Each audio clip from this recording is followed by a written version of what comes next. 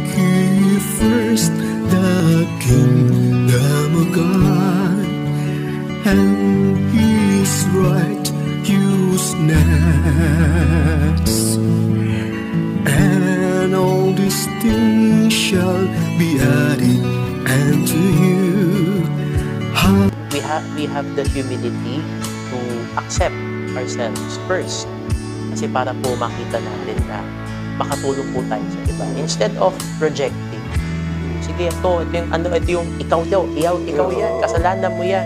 Pero deep inside po, ako yun eh. It's me na pinoproject ko lang po sa ibang tao yung kasalanan ko o yung weakness ko. I sold my soul, you brought it back for me and held me up and give me dignity. Somehow you needed me. You give me strength to stand alone again. You bought it back for me. Mga kapatid, ito po ang napili nating pamagat sa linggong ito. You bought it back for me. Ang naging inspiration po sa ating ngayong pagnilay-nilay sa linggong ito, the 5th Sunday of Lent, ay naayon sa Ebanghelyo natin, ng Gospel ng John, chapter 8, verses 1 to 11, ay sa isang awitin, You needed me. You needed me dahil nakikita natin ngayon sa ating Ebanghelyo kung paano isang babae na huli na nakipag-apid at para bagang basag na basag yung buhay ng babaeng ito. Hindi lamang dahil nahuli siya na nakipag-apid, kundi talagang publicly shameful ang ginagawa ng mga Pariseyo. Hinaharap ito sa publiko, hinaharap ito kay Jesus at pinapatayo pa na itong babaeng ito ay nahuli naming nangangapid. Sa isang babae na nahuli at talagang nasa publiko, pinapahiya, ang sakit-sakit para sa kanya yon. Wala na siyang mukhang ipapakita, ngunit nandoon si Jesus to the rescue. I sold my soul, ngunit you bought it back for me. Nasira man ang katauhan ng babaeng ito, pinapahiya man siya sa publiko, ngunit nandoon si Jesus, binibigyan ng pag-asa. Pilgrims of Hope, nagbigay ng pag-asa si Jesus sa kanya na kahit pa nasira yung ang kanyang pagkatao, sinisira ang kanyang pagkatao, ngunit nandoon si Jesus na, sandali muna. Nandito ako, kung ano mang nasira sa'yo, nandito ako para isauli, para ibalik sa'yo. At ito din po ang mensahe sa atin sa Lenten season na ito, na tayo man ay nagkakasala, tayo man nagkakamali, basag na basag man ang sarili natin sa ating pagiging makasalanan, ngunit ang awa at habag ng Diyos ay yan siya nagsasauli sa ating mga nasisirang pagkatao. At mga kapatid, sa ating lahat, walang sawang pasalamat sa inyo na walang sawang nagsubaybay sa aking 2 channel sa account sa Facebook at sa aking YouTube. Maraming salamat at mabuhay po kayo at sa inyong pagkukomento din po kahit man doon sa aking messenger, sa inyong mga panghingi ng panalangin na isama kayo sa aming intensyon, sa aming seminaryo, sa aming misa. Yan po ay patuloy naming binabanggit, patuloy naming sinasama. At again, mabuhay po tayong lahat at mabuhay din po tayo. Nagpasalamat tayo dahil binibiyayahan tayo ngayon ng isang kapatid natin na maging kabahagi ng ating pagnilay-nilay, pagbabagian sa linggong ito, isang third-year theologian ng San Carlos Seminary dito sa ating sa Archdiocese ng Manila. At of course, ito ang pangalawang pagkakataon na magkabahagi natin siya sa linggong ito, sa Music of the Gospel.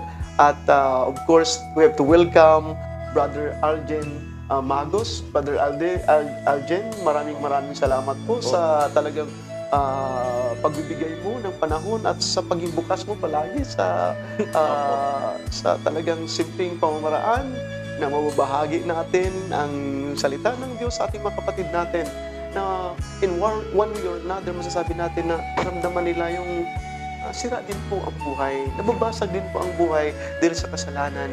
Ngunit again, sa iyong tulong, sa iyong pagbabahagi, maging bahagi, alam ko po na ma-enlighten natin ang mga kapatid natin sa programang ito, The Music of the Gospel Sunday Reflection. Po. Father, thank you po very much. For the second time, Yeah. no? Di po kayo nagsawa sa akin.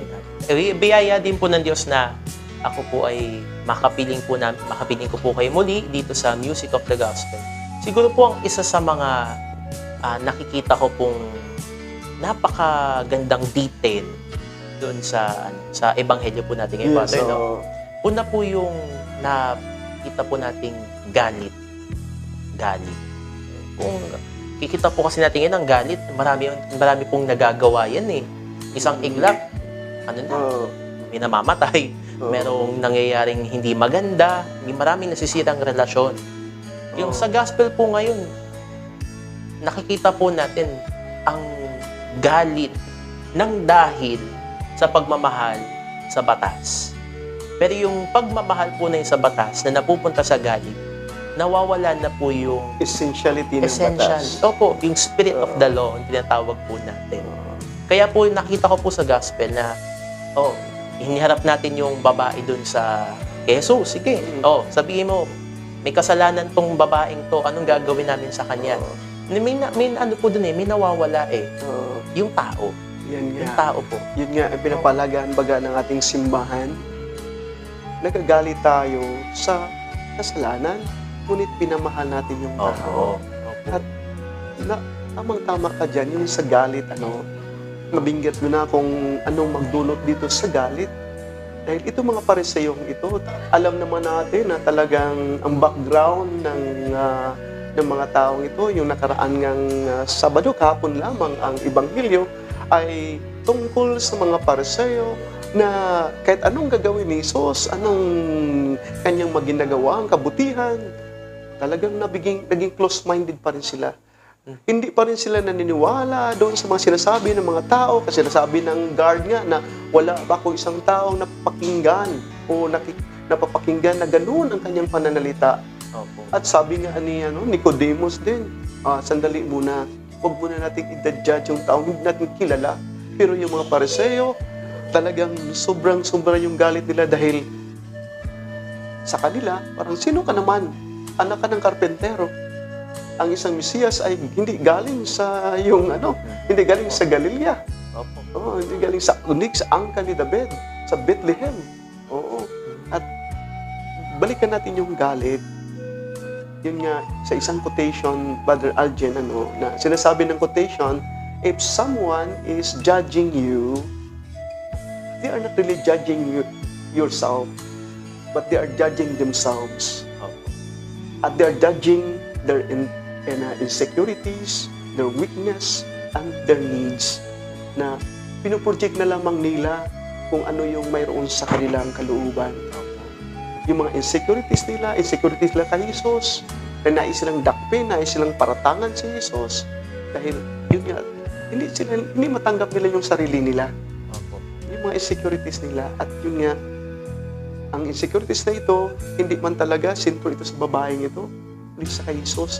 Ginagawa nila lang yung babae ngayon na parang may masabi sila sa mga panalita ni Jesus, sa mga ginagawa ni Jesus, o ano kayang response ni Jesus dito, mahuli nila para mahuli nila si Jesus.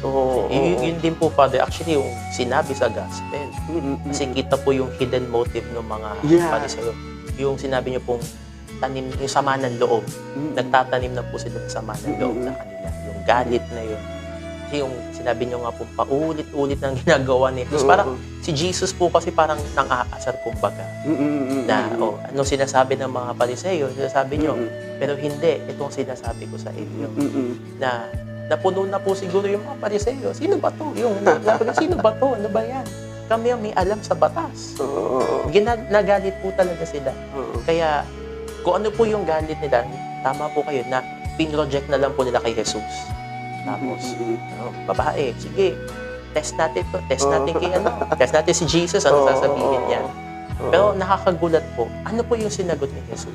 Yun nga Yun po yung napakagandang bigyan nating pansin dito, Brother Algin, dahil yun nga, ang ginagawa ni Jesus sa sobrang galit nila, nandoon yung pagbibend sa kanyang sarili. He bend himself. No?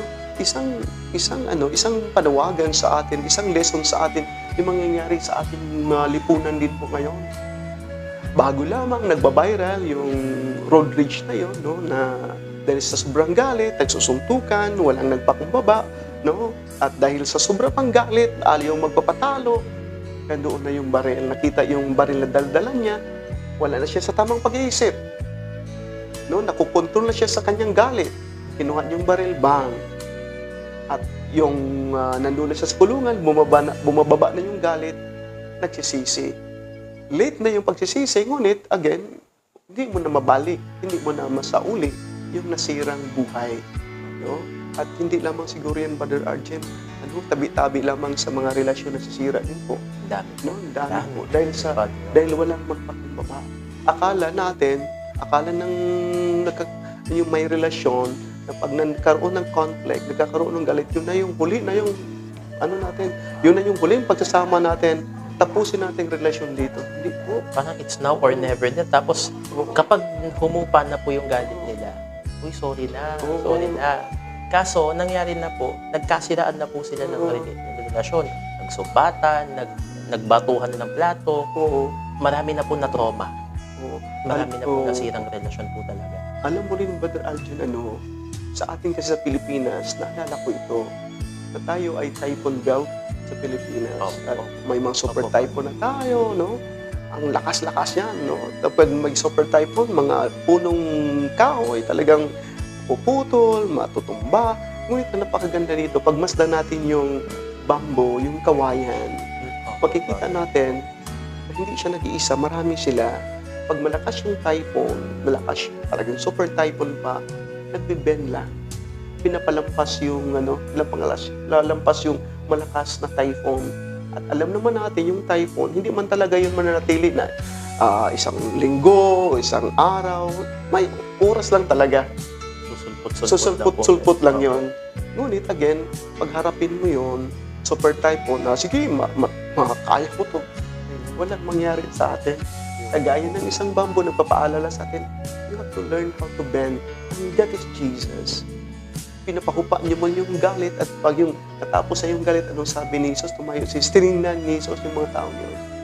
Sino sa inyo na walang kasalanan? Siya yung unang bumato. Naalala ko po yung sinabi po ng tatay ko. Pag ganyan po, no? Pag lahat po dinadaan sa tapang, lahat dinadaan sa init ng ulo, naku po, wala mangyayari po talaga. Kaya nakakatuwa po si Jesus at nakaka-inspire niya. Katulad nga po ng kawaii. He bent down. And hindi niya po sinabayan yung galit, yung inis ng mga Pariseyo. Majority pa yung nagagalit. Nagparatan sa babae. Opo. Tapos, hindi niya po sinabayan yun. Ang ginawa niya lang po talaga, tinanong niya po sila, sino may kasalanan po sa inyo? Kayo ang unang bumato. Malaya naman po yung mga tao na batuhin yung babae kasi yun po yung sabi ng batas. Pero ang nangyari nga po sa Gospel Father, kung tama po ako, isa-isa po sila umalis. Kaya yun din po pinagtataka ko nun. Bakit sila isa-isa umalis? Parang nakita ko parang kunti-kunti pong humupa yung galit nila. Katulad po ng bagyo na kapag nawala na, tatayo na po ulit yung kawayan eh. Tatayo na po yung kawayan. Pero yung parang nangyari din po sa mga Pariseyo, nawala na po yung, humupa na po yung galit nila, inis nila doon sa babae. Na para kay Jesus po talaga. Sa pang-sabi, ano ginagawa ko dito? Ginagawa ko dito. Sige na, oo na. Parang natatauhan. Opo. Alam mo dito, Brother Arjun, binabanggit mo yung the essence of the law, the spirit of the law, na malalaman lamang natin yung spirit of the law when we have the time to pause for a moment. Tanggalin natin yung emotion natin. At makikita natin, the spirit of the law pala is all about love. Yes, Pagmamahal pala yung spirit of the law. To understand, to not just only the physical appearance, physical features, but to go deeper. to go deeper to the reality. Yung babaeng iyon na hinusgahan, na pinaparatangan, ang alalahanin natin na inasik ng Diyos, hindi man ang kasamaan sa atin. Kabutihan na nandyan bawat isa sa atin. Oo. Kasi ginawa naman po ng Diyos ang lahat na mabuti. Wala naman po siyang masamang ibang ginawa. Tama, talagang napakaganda yun na wala siyang ginawang masama, kundi lahat ay ginagawa niya. Ang lahat ng ginagawa niya ay mabuti. Oo. At alam mo dito, Brother Aljun, ang nice natin bibigyan din po, napagandang bigyang dito, pansin din po, bakit si Jesus ay tinatouch niya yung lupa gamit yung kanyang daliri. No? At sa aking pagnilay-nilay dito, napakaganda dahil ito ay panahon tayo ng Lenten season. And nung unang araw ng Lent, yung Ash Wednesday, pag nagpapahid tayo sa noo gamit yung abo, sinasabi natin, you are from dust and unto dust you shall return. Galing ka sa abo, galing ka sa lupa, babalik ka rin sa lupa. Parang pinapaalala ng mga Jesus sa mga tao, tuturuan yung mga tao, galing kayo sa lupa. Matuto kayo na babalik din kayo sa lupa. At pag ganung paraan, matuto tayo na magpakumbaba pala. Hindi pala, it's not a matter of anger, it's not about of judgment. It's about magpakumbaba. Maroon tayong pagpakumbaba. Dahil anong manatili dito sa atin, mawala man yung physical natin na anyo, ngunit yung pakipagrelasyon natin sa kapwa at sa Diyos, yun ang manatili. Naalala ko po, Father, yung isang point sa gospel na nakikita mo yung malaking yung puwing ng ibang tao, pero hindi ko nakikita yung napakalaking troso na sa harapan ng mata ko. Yun po nakaka-connect lang po dun sa sinasabi po nating humility. We have the humility to accept ourselves first. Kasi para po makita natin na makatulong po tayo sa iba. Instead of projecting. Sige, ito yung ikaw yan, kasalanan mo yan. Pero deep inside po, ako yun eh. Tama. It's me na pinoproject ko lang po sa ibang tao yung kasalanan ko o yung weakness ko o yung parang sinasabi po namin sa psychology na parang yung dark side of the self, yung mga ganun po. O yung shadows, rather, to be more specific po. Kaya maganda po talaga yung ginagawa ni Jesus na drawing on the ground, writing something on the ground, pointing to the ground, yung humility po to accept the self, and the reminder na I will go back there. Ako po yun. Tsaka, maganda din pong maisip din po yung dignidad po ng tao. Father. Yeah. Alam mo, napakaganda tong sinasabing dignidad ng tao. Ang identity ng tao ay kaiba doon sa dignidad ng tao. Ang identity ng tao ay binibuild up to bawat isa sa atin, binibuild up yung identity natin. Pero yung dignity natin ay kahit man ano tayo kamakasalanan, hindi nawawala yung dignidad ng tao. Dahil ito ay binibigay ng Diyos sa atin. Pinagkaloob ito ng Diyos sa atin. At napakaganda yung yung sinabi mo nga, yung dark side, nagpo-point tayo sa ibang tao na ito siya, pero yung shadow pala natin, yung dark side palang lumalabas. At pag-point kasi natin, ginagamit natin yung daliri. Tinuturo natin yung daliri natin sa isang tao. Ngunit yung tatlong daliri nakapoint sa atin. Pabalik po. At dagdagan ko pa yan, yung isa, approve to. Okay, ako dyan yung tatlong daliri. Nakapoint sa akin. Yung isa lang sa iyo. Pag tinitingnan natin, that is true eh.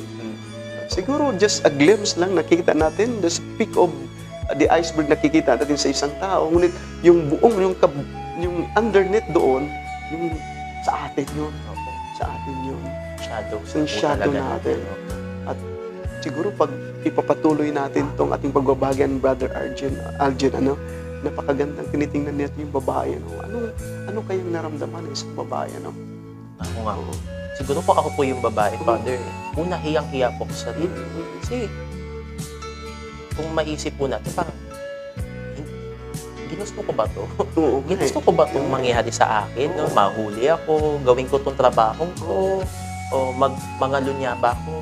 Parang hindi ko naman ginusto. At sabi po na ibang biblical scholars, Father, kung tama po ako, no? Yun po ay isang babae na nagtatrabaho as prostitute. Prostitute, tama. Tama po, Oo, tama, oo, Father. oo. So, pwede po nating sabihin na si adulterous woman ay napipilitan lang po gawin yon dahil dala ng pangangailangan. Yan, oo, oo. Yan po. So, kung maisip ko po yun na something, hindi ko naman ginusto to eh. Bakit ano nangyayari sa akin? Bakit ako papatayin dito? Oo. Ginagawa ko lang to para mabuhay. Tsaka yung yung sarili ko, buhayin ko yung sarili ko. Buhayin ko po, baka may umaasa pa po sa Oo. akin. No? Nasaan yung hustisya dun? Ganun po. That's why, Opo. Brother Arjun, minabuti natin na pamagatan yung ating pagnilay-nilay ngayon na you bought it back for me. Dahil yung babaeng iyon, na sinasabi mo, maraming mga theologian na sinasabi na isang prostitute at para bagang tingin ko dito, parang dahil sa pangangailangan, binabanggit mo yung pangailangan ng baka sa pamilya niya, sa kawalan ng anak buhay, pang sustento, pang tusto sa pamilya, napilitan at parang bagang binibinta niya yung kaluluwa niya. Opo. Binibinta yung kaluluwa niya doon. At naalala ko rin yung sa Cebu, nag-aral ako sa isang university, famous university, nandun ako nag-aral ng philosophy, at yung presidente ng philosophy, yung university na yun, isang pare, I don't want to mention the name, ang naging general pa siya doon sa kanilang congregation, at pagkatapos ng ang oral exam ko sa kanya, at sabi niya, brother, back on time yun, alam mo, dito sa kabila, dito sa katabi namin ay pugad niya ng mga prostitute, at gabi-gabi ako nandyan. Sabi ko, sandali muna, Father. Pag gabi-gabi ka, sabi niya, sandali muna. Gabi-gabi ako pumunta doon para malalaman ko kung ano talaga ang buhay nila. Anong dahilan kung bakit nandoon sila. Nakakaawa. Kasi yung iba sa kanila ay galing sa probinsya na nag-asa na pagdating nila sa pagdating nila sa Cebu, makaganda yung buhay. Ngunit iba palang karatnan. Wala nang pang pagkain, wala nang nahiya na rin bumalik sa kanilang probinsya dahil yun nga nag-asa yung mga magulang, maganda na yung trabaho ng aking anak. Oo. So dahil para masuportahan ng kanilang pamilya at yun nga survival of the fittest na lang yung ginagawa, pumasok doon. At may mga estudyante pa daw, sabi ni Father, nag-uniforme pa at tinatanong niya, bakit nandito kayo? Dahil Father, wala mang pang-tuition. Ayokong maputol yung aking pag-aaral. Ngayon, si Mama wala ng trabaho, si Papa wala ng trabaho. Father, pwede ka bang ikaw magbigay sa akin ng pang-tuition para alis ako dito at napakabigat yun. No? Talagang, nandoon na yung shame. Yung babae ngayon, dinadala pa ng pinakaladkad pa ng mga tao sa publiko at sa harapan ni Jesus pinatayo. No? Ito, ang babaeng ito, ay talagang grabing sira yung buhay ng babae. Hiyang-hiya na po talaga siya. That's why napakaganda po sa ating Music of the Gospel Sunday Reflection. Imagine sa isang part dito, Brother Arjen, sabi dito, You give me strength to stand alone again, to face the world out on my own again. You put me high upon a pedestal, so high that I could almost see eternity. You needed me, you needed me. napakaganda po. Ganda po, Father. Pero yung babaeng yun, na akala niya, wala nang mag-unawa sa kanya. Akala niya na sa kanyang makasalanan, hindi na siya mapapatawad, patuluyan na masira yung buhay niya. Nandun pala si Jesus. Alam mo, the kenosis of God, yung sinasabi ni Paul na He's the King of Kings, the Lord of Lords, but He humbled Himself. Ang unang nagpakumbaba, hindi man tayo. Kundi ang Diyos nagpakumbaba, bumababa, tinatouch niya yung ground para iangat tayo. Siguro, ito din po nakita mo sa babae, na dapang-dapa ng babaeng ito, gumagapang na, ngunit nandoon si Jesus bumababa, nagpakumbaba, para hawakan yung kamay ng mahal, tayo ka. I bought, you sold your soul, I bought it back to you. No, I give you strength. No, tayo ka. Ngunit may challenge, wag ka nang masakit. Actually, yun, Father. Yun po yung makikita natin dignidad ng tao. Wow. Yung dignidad po talaga ng tao. Yung pagkakakilala niya po bilang anak ng Diyos na mula sa baba, itinataas siya. Dahil sa kasalanan po, di ba? Ang adulterous one po ay may kasalanan. Oo. Pero dahil mahal na mahal po talaga siya ng Diyos, kinuha po talaga siya from below. Wow. Anak, hindi ikaw yan. Hindi ikaw yan. Napakaganda. Opo, hindi ikaw yan. Kilala kita. Mahal kita. Pero huwag ka na magkakasala ulit. Bibigyan po kita ng second chance. Yun po yung sinasabi niya. Yung last part po ng gospel po natin, no? Pero do not sin anymore. Alam mo, Brother Aljen, naniniwala po ako na mga pagbabago sa tao, hindi yung parusa, hindi yung pag-judge. Ang mga pagbabago ng tao, yung naramdaman niya yung pagmamahal. Opo. Isang yung babae yun, naramdaman niya yung pagmamahal. Mayroon pa lang nagmamahal pa sa kanya. Diba dito din sa Alibugang Anak, the prodigal son, na talagang niyakap pa ng ama, hindi inusgahan, hindi pinapagalitan, hindi pinaparusan, Sa kabila po ng lahat. No, Father? kabila ng lahat. Yung embrace na yun, sinasauli pa yung nasira niyang rangal, no? Yung sing-sing, suotan yung sing-sing. Gusot-gusot na yung damit niya. Suotan yun ang the best na damit po. O yung nasira talaga niya, parang figuratively, sira yung mga damit niya, o yung wala ng sing-sing, wala ng pagyapak. Ngunit yung binabalik, sama yung dignidad ng nasirang buhay ng tao ito. Yun po talaga pinagpapasalamat ko sa Diyos, Father, dahil napakabuti niya po sa atin, napaka-considerate. Very generous po siya sa kanyang mga biyaya at awa. Lalo na po, kasi yung nga po, galit, sama ng loob. Marami pong pwede mangyari, Father, no? Kaso, marami din po pagkakataon na pwede rin po tayong iwanan ng Diyos. Pero, all the more, mas minamahal pa po tayo ng Diyos at patuloy niya po tayong tinatawag, hinihimok, at pinapalapit po sa kanya sarili. Katulad po nung adulterous woman, Father, I can really see po the love of God na no judgment. No judgment. I love you as you are. Pero hindi na po natin ito-tolerate yung kasalanan ginagawa kasi hinihimok po siya. What is important, buhay. You. Ikaw. Opo. At alam mo, Brother Aljen, na ito yung mensahe din po sa atin ng Pilgrims of Hope, na sa ating paglalakbay, pag minsan, nadapa man tayo, yung sinodality, hindi tayo nag-iisa, kasama natin ang Diyos. Mga kapatid, maraming salamat po. Siguro, bilang pananapos po na pananalita, tayo nga po ay nasa Jubilee year po, Father, di ba? Tayo po ay pilgrims, manlalakbay. Isa pong mahabang paglalakbay po ang buhay. Katulad po siguro ng adulterous woman, maaari po tayong magkasala, mahulog, at magkaroon po ng kalugmukan sa buhay. Pero binibigyan po tayo ng pag-asa ni Jesus. Kasi pinapatayo niya po yung babae. Pinapatayo niya po ulit, tinatanggal po sa kanyang karumahan, at binibigyan niya po ng bagong pag-asa. At hindi lang naman po si Jesus. Ginagawa po ito ni Jesus sa pamamagitan po ng ating kapwa. Wow, napakaganda. Kaya po, pilgrims of hope po talaga. Kasi may kasama po tayo. Kasama ko po si Father. Kayo po, kasama po ninyo ang bawat isa. Tayo po yung mga kamanlalakbay. Dito po sa buhay po natin. Tulong-tulong po tayo. Tulong-tulong po tayo makarating po doon.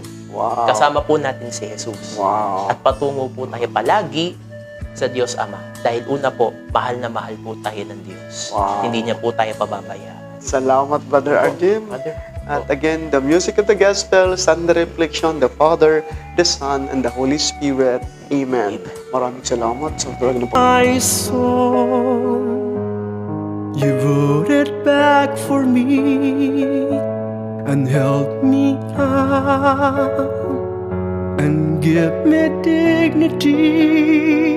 Somehow you needed me.